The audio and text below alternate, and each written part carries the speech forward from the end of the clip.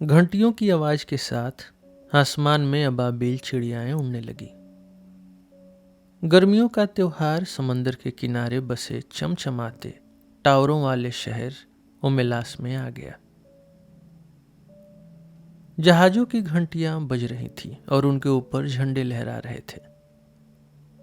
लाल छतों और रंगी हुई दीवारों वाले घरों के बीच की गलियों में, पुराने काई लगे बागों के पास और पेड़ों से भरी सड़कों के नीचे, बड़े पार्कों और सार्वजनिक इमारतों के सामने से जुलूस गुजर रहे थे। कुछ जुलूस बहुत सलीके से थे। बूढ़े लोग बैंगनी और भूरे रंग के लंबे कड़क कपड़े पहनकर, गंभीर चेहरे वाले कारीगर, चुपचाप और खुश दिखती औरतें जो अपने बच्चों को गोद में लिए चलती और बातें करती जा रही थी। दूसरी गलियों में संगीत तेज था। झिलमिलाती घंटियों और डफली की आवाजें थीं और लोग नाचते हुए चलते थे। जुलूस खुद एक नृत्य बन गया था। बच्चे इधर उधर दौड़ते थे। उनकी तेज आवाजें अबाबीलों की उड़ान जैसी संगीत और गानों के ऊपर से उठती थीं। सारे जुलूस शहर के उत्तर तरफ जा रहे थे, जहां बड़े हरे मैदान में, जिसे ग्रीन फील्ड्स कहा जाता था, लड़कियां और लड़के तेज धूप में नंगे बदन, कीचड़ से सने पैरों और लंबे मजबूत हाथों के साथ अपने बेचैन घोड़ों को दौड़ की तैयारी के लिए चला रहे थे।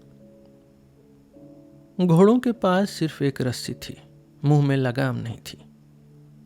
उनकी अयालों में चांदी, सोने और हरे रंग की रिबनें बंधी थी। वे अपने नथुने फुलाते, इधर उधर उछलते और एक दूसरे को दिखावा करते थे।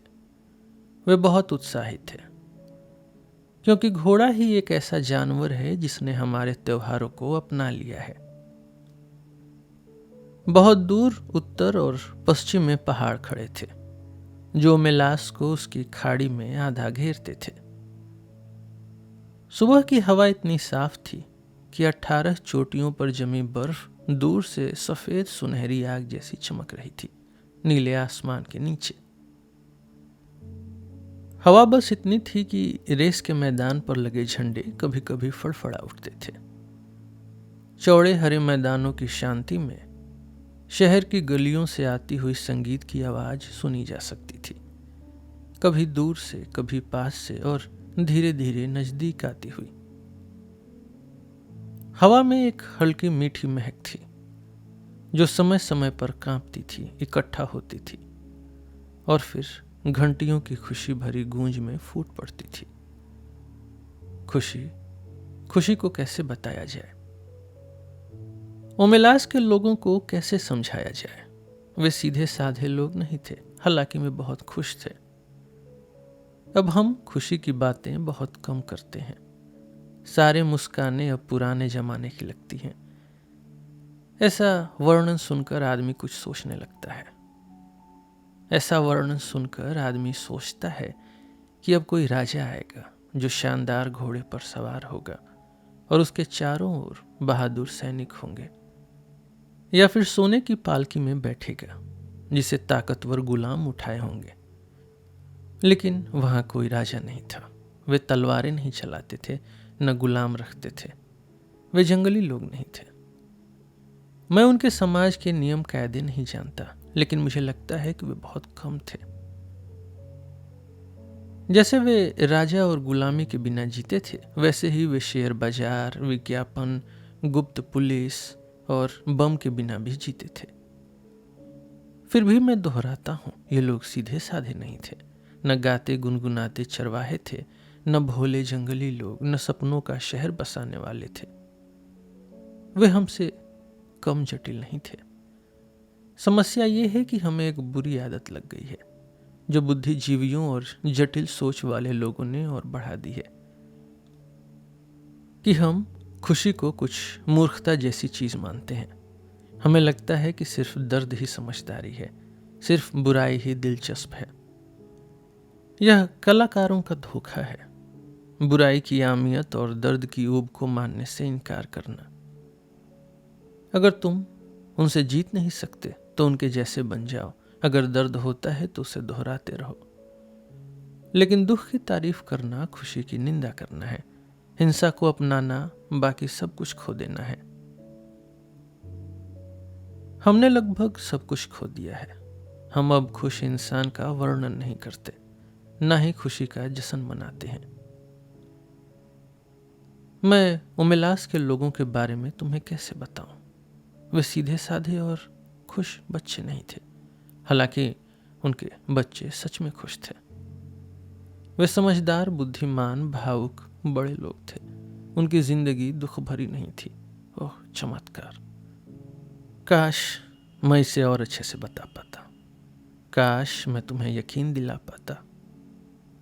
उमिलास मेरी बातों में किसी पुराने परी कथा वाले शहर जैसा लगता है। बहुत पहले, बहुत दूर एक समय की बात। शायद सबसे अच्छा यही होगा कि तुम इसे अपनी कल्पना के हिसाब से सोचो, क्योंकि मैं सबकी पसंद के मुताबिक नहीं लिख सकता। उदाहरण के लिए, तकनीक के बारे में क्या ख्याल है? मुझे लगता है वहाँ सड़कों पर न कारें होंगी न हेलीकॉप्टर, क्योंकि उमिलास के लोग खुश हैं। खुशी इस बात पर टिकी है कि क्या ज़रूरी है, क्या गैर ज़रूरी लेकिन हानि रहित है, और क्या विनाशकारी है। इस फर्क को सही से समझना।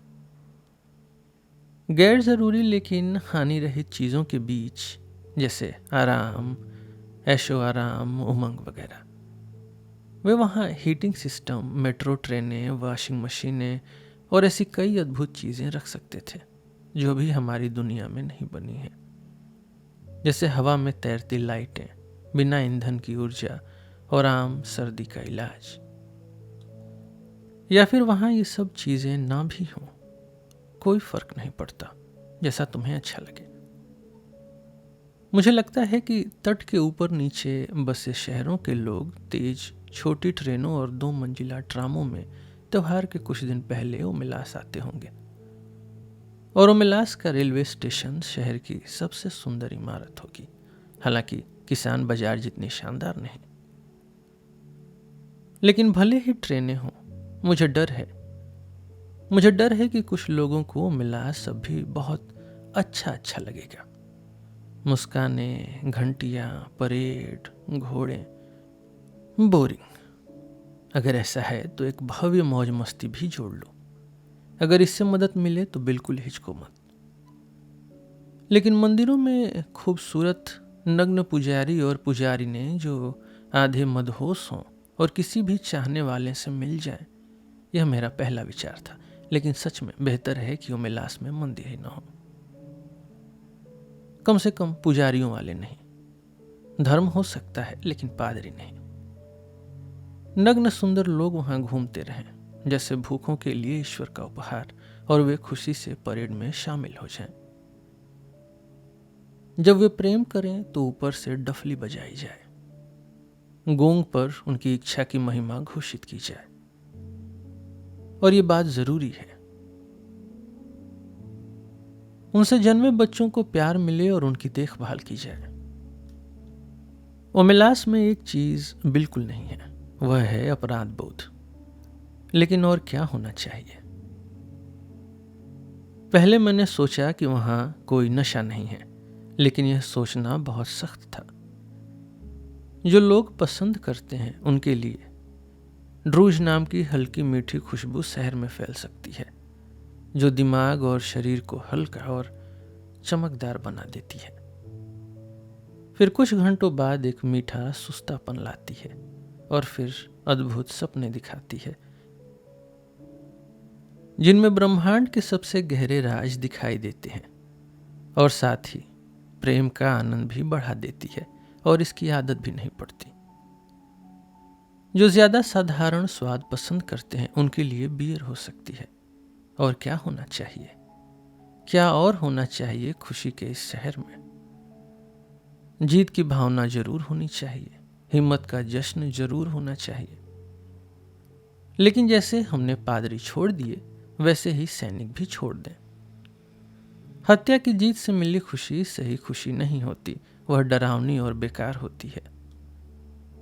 उमिलास के लोगों के दिलों में एक विशाल और उदार संतोष भरा है, एक शानदार जीत जो किसी बाहरी दुश्मन के खिलाफ नहीं, बल्कि सभी इंसानों की सबसे अच्छी आत्मा और दुनिया की सुंदर गर्मी के साथ मिलकर मिलती है।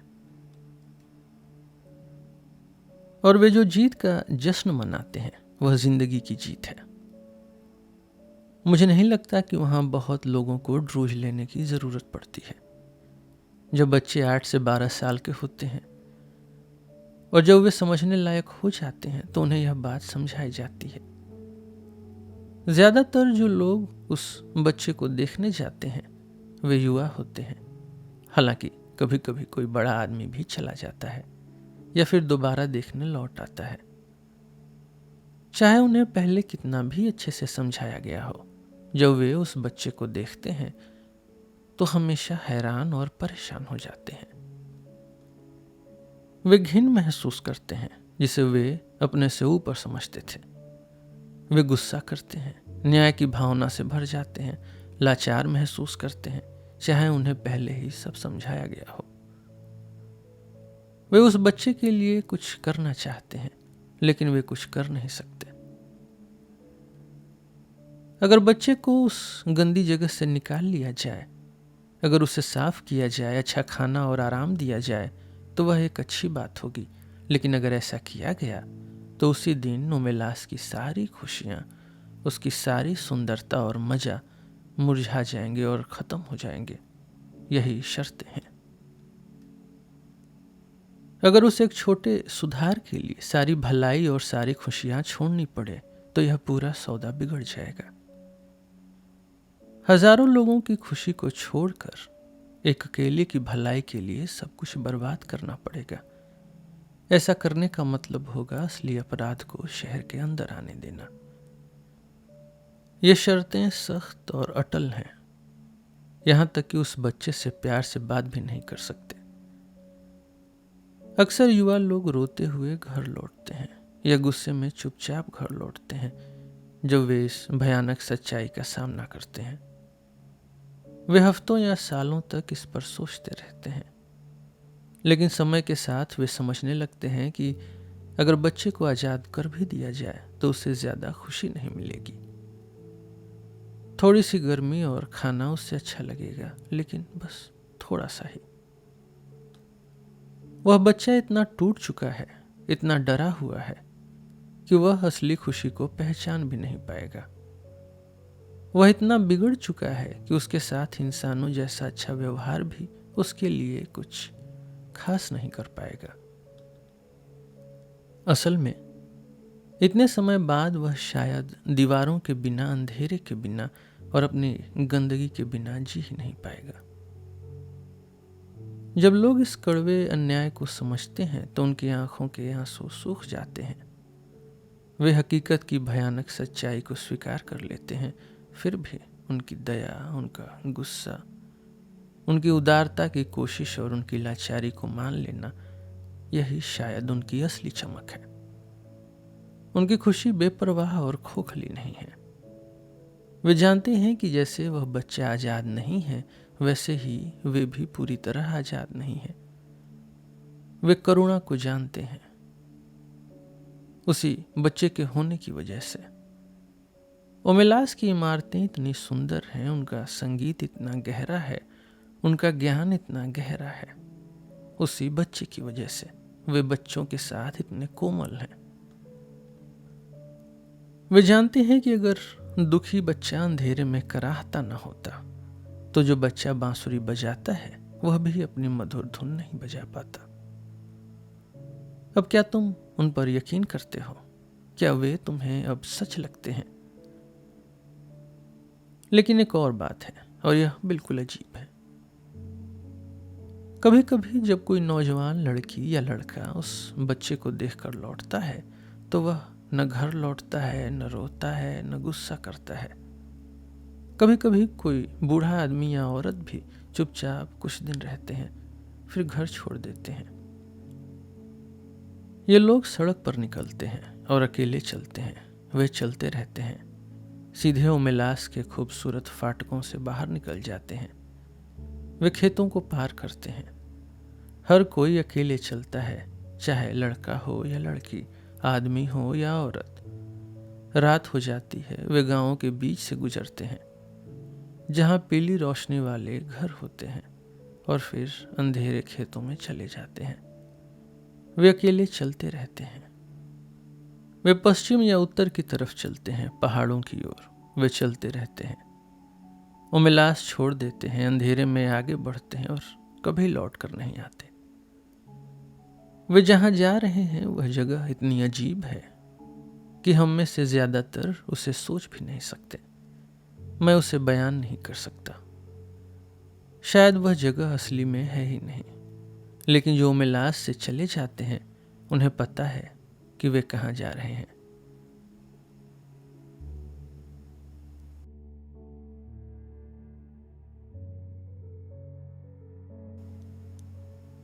ये छोटी सी कहानी यहीं ख़त्म होती है। हम फिर मिलेंगे आपसे एक नए एपिसोड में एक नई कहानी के साथ। मेरा नाम है रोहित और आप सुन रहे थे सिलेबस विद रोहित। धन्यवाद।